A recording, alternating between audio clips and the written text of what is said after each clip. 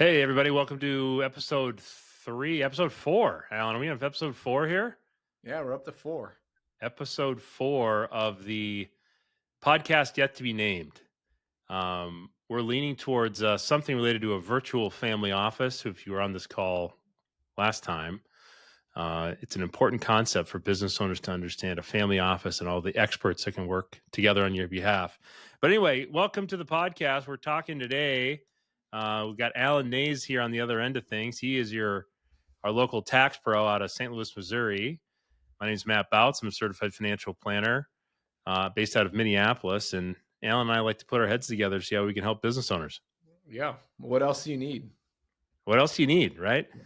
Uh, Kind of the motto around here is it's who, not how. Who can help you with what you need to get done, right? And get you in front of that expert, whether it's, somebody like Alan or somebody like me or anybody. Getting you in front of the most competent person to deal with whatever issue you got going on. Just a quick recap: the last two episodes, we 2 episodes ago, we talked about tax planning. There's three main things when it comes to sort of planning in general. We want to talk on. The first one is tax planning, which Alan brought us through, and then we last episode talked on financial planning and having a financial plan and the importance of that. And today we're going to be talking about estate planning. In other words, known as planning for your demise, your death. What happens when you kick the bucket, or the end of life planning, maybe we call it, because some of it has to do with before you die, actually. Alan, we're having problems with your camera. You're looking a little blurry there. Is that my end or your end? Looks good on my end. All right, good. So it's mine. Hopefully it's clear for everybody that's watching. Yeah. But that's the plan for today, is to talk about estate planning. What, the kind of the end of life planning. It has very important implications to tax planning, financial planning, but really it's about, just like all of this stuff, it's about how can we optimize this, make it the most efficient thing possible for your financial plan, right? Yeah. How can we make it easiest on your family and ultimately make sure that your money goes in the most tax efficient manner to the people or organizations that you want it to go to? That's just in a nutshell what estate planning is. Alan, would you Yeah. add anything to that?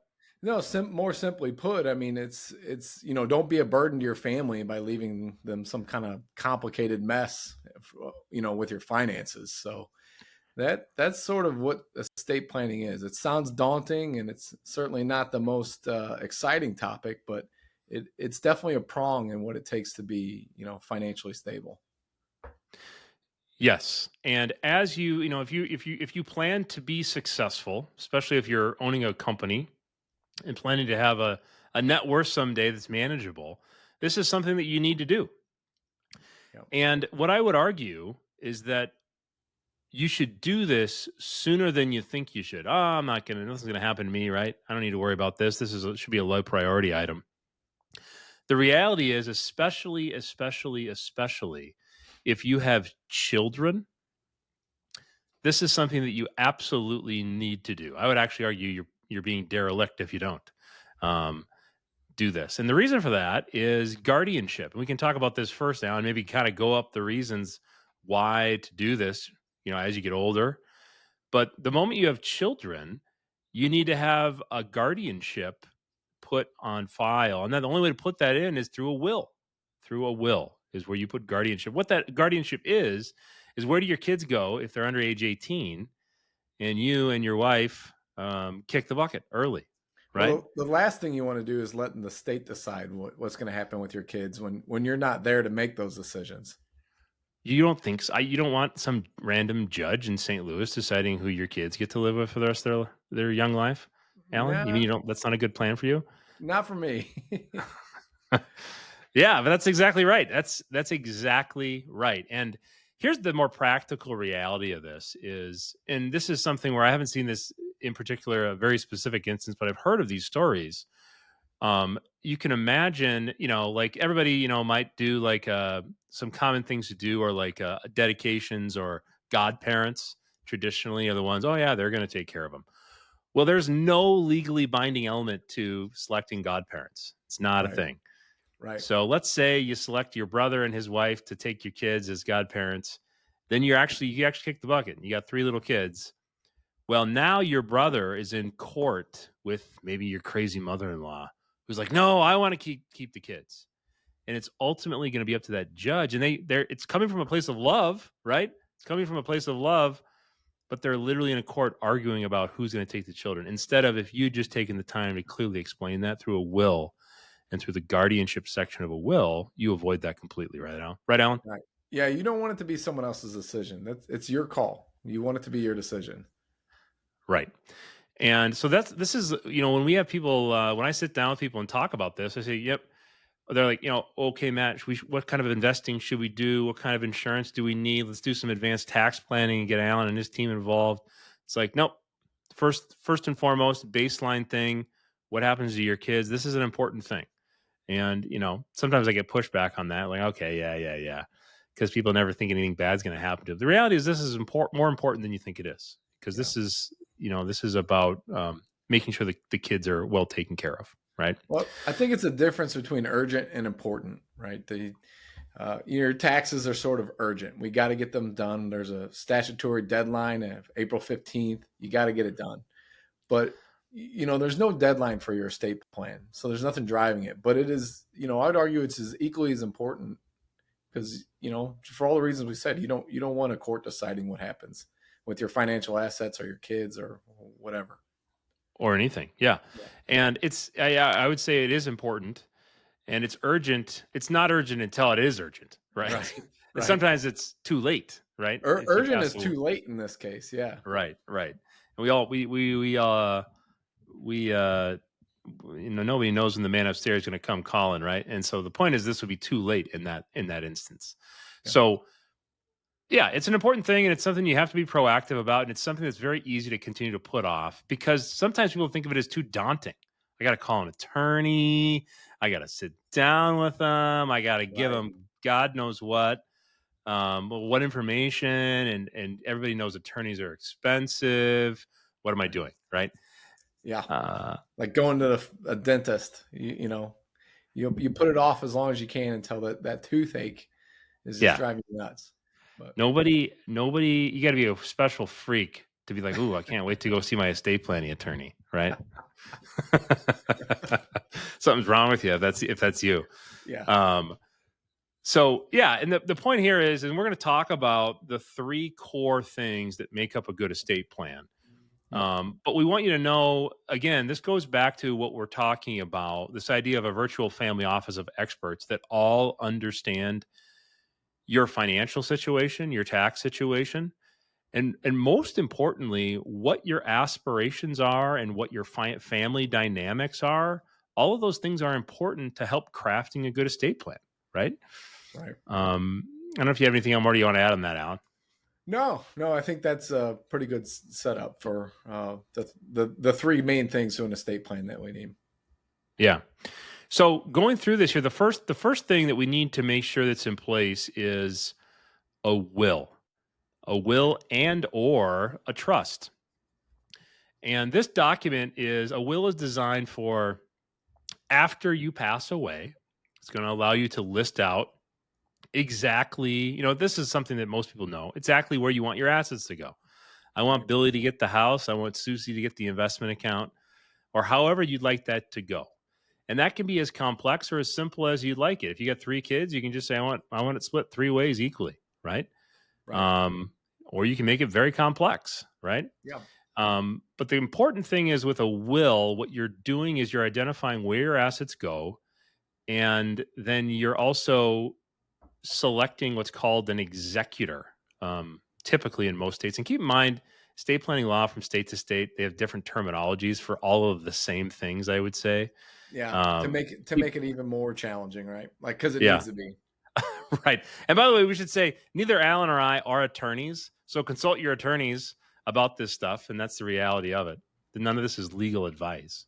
But this is what a will is, and you identify an executor, and that's just the person. All that is a person who's responsible for divvying up your assets in the way that you've outlined it in your will. Right.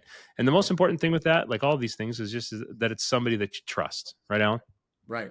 Well, also, important challenge that needs to be addressed with the will is that it doesn't keep your assets out of probate like a trust Right. can.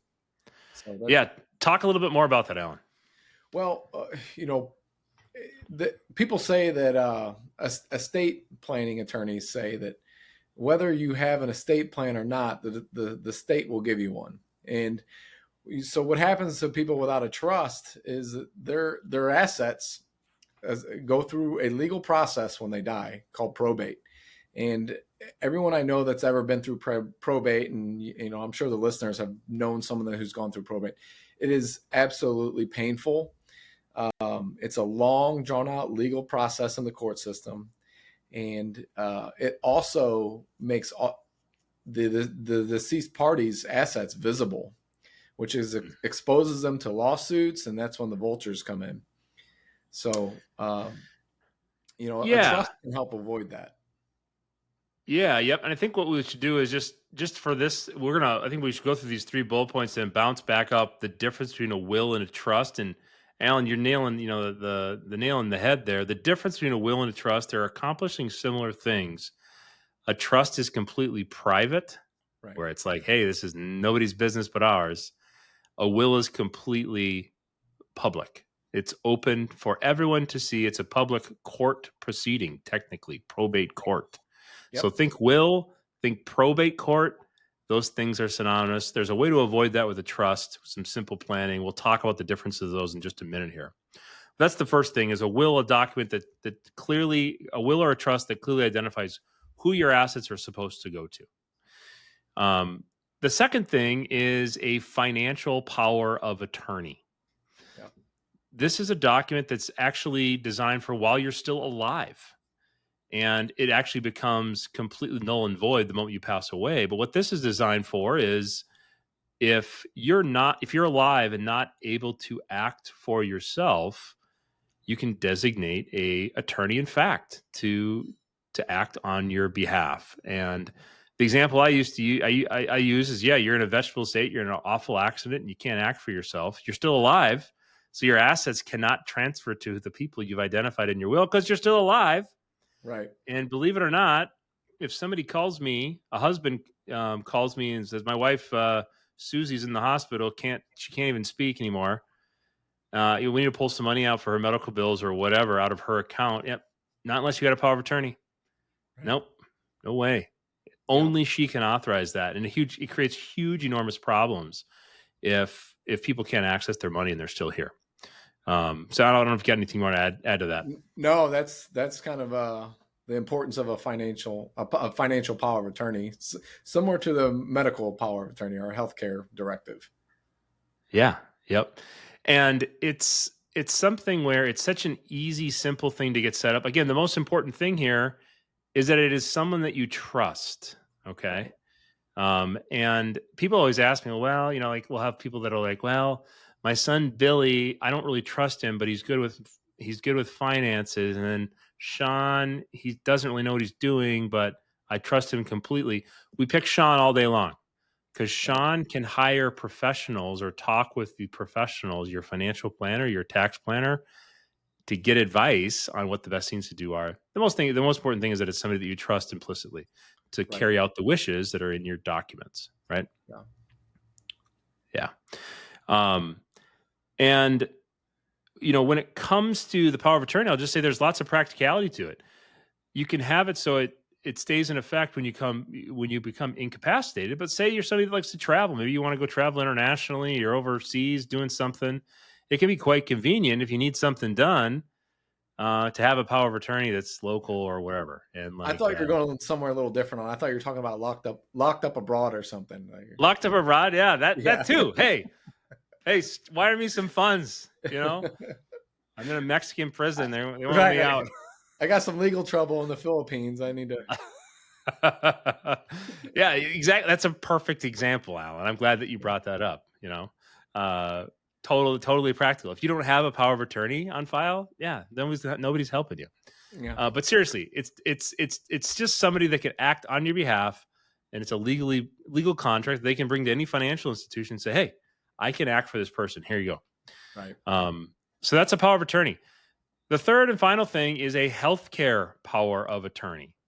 Uh, this is called different things in different states. In Minnesota, here it's called a healthcare directive. I don't know if you know off the top of your head what it's called down there in Missouri. I've seen it a bunch. I just never Yeah, coded it to memory. it doesn't matter, frankly. Yeah. I'm sure there's a good attorney in St. Louis would disagree with us on that, but it doesn't matter. They're all similar documents, similar things. Right. And essentially, what it is this: is that it actually just like a power of attorney for financial, but it's a power of attorney for healthcare decisions, Right. and they separate those documents out. And so you're identifying a person where if you cannot make healthcare decisions for yourself, that this person will be able to make health decisions for you, right? And again, for the same reasons, you're in a vegetative state, you cannot think for yourself. You need to have somebody there that the doctor can say, hey, well, should we do this or this? These are the risks with this procedure. What are we doing here? And what I would say is in Minnesota and frankly, in any state that has, if you hire a good attorney, will have, rather than just identifying the person, there'll be some questions that the attorney will ask, like, all right, you're in a vegetable state, and the only reason you're alive is because you're plugged into a machine, right? Yeah. How would you want that handled? Wouldn't that be nice? If my mother was in a vegetable state, it would be really hard for me to just unplug her, because Right. if I hadn't had that conversation with her, that's a really hard, gut wrenching decision, right? It depends on how nice your mom is. My mom is the sweetest woman ever. I don't know about yours, Alan, but it would be a hard decision for me to pull that plug. Yeah. Pretty tough. Yeah, and unless she had a document Yeah. where she expressed very briefly in just a couple sentences, hey, if this is happening to me, this is my wish, right? Right. And there's Like a few different scenarios where they allow to express that, and those are important things. And I've actually dealt with that, where clients have been in that gut wrenching decision where a parent has not communicated that, and then they have to try to come up with what do they want, and that's not, if you want to be a good parent to your kids. I don't know about you, but that's not a place I want my kids to be in someday, right? Yeah, that's sort of like twisting the knife when they're already in Yeah, pain. right. Maybe let my kids get to teenage years yet. Maybe I'll feel perfectly comfortable like twisting the knife. I hear that 13. I got a 12-year-old. She turns 12 here in August. She's gonna be 13. I heard 13 is pretty rough. If we have any listeners that want to comment on that, feel free to Ugh. do so. But those are the three things: the will/trust, healthcare power of attorney, or excuse me, financial power of attorney, and healthcare power of attorney. Those are the three core things that make up a good estate plan. And you really, you should do them all. They're all important. So with that being said, let's bounce back up to the will and the trust. So Alan got into this. Why would someone want to do a trust versus just doing a will? There's a few considerations. Trusts, as you might imagine, cost a little bit more to get set up, Right. whether you're paying an attorney or utilizing a different service. But a lot of times, as Alan was alluding to, you end up saving a lot more money than having to go Cheaper through in the the long probate. run. Yeah, in the long run, a lot Yeah. more money. Yeah. How high can I make my eyebrows? A lot more money, right? Right. And the nuts and bolts of it are, as we alluded to earlier, you can set up a trust, and there's different kinds of trusts. The trust that we're talking about here is called a revocable living trust, Right. which simply allows you to list those beneficiaries and put your assets in the trust. And then also, when you pass away, it doesn't have to go through probate. You avoid the probate courts completely, and it goes directly to your beneficiaries. And I don't know if you want to talk a little bit about that and kind of what that process is like. Well, that's the two main points. One, I'll say too, and this is a differentiation between the two main types of trust. Is you can revoke this trust at any time. You put your assets in it, you can take them back out. You do not lose control of the trust. That's a big key difference there between the other type of trust, which is a irrevocable trust. Right. Right. And really what we're talking about here from an estate planning perspective, this is, as you might imagine, this is a basic conversation about it. And I'll just say again, depending on your individual circumstances, you're going to want to work with a professional to help you outline what's the best way to go about this?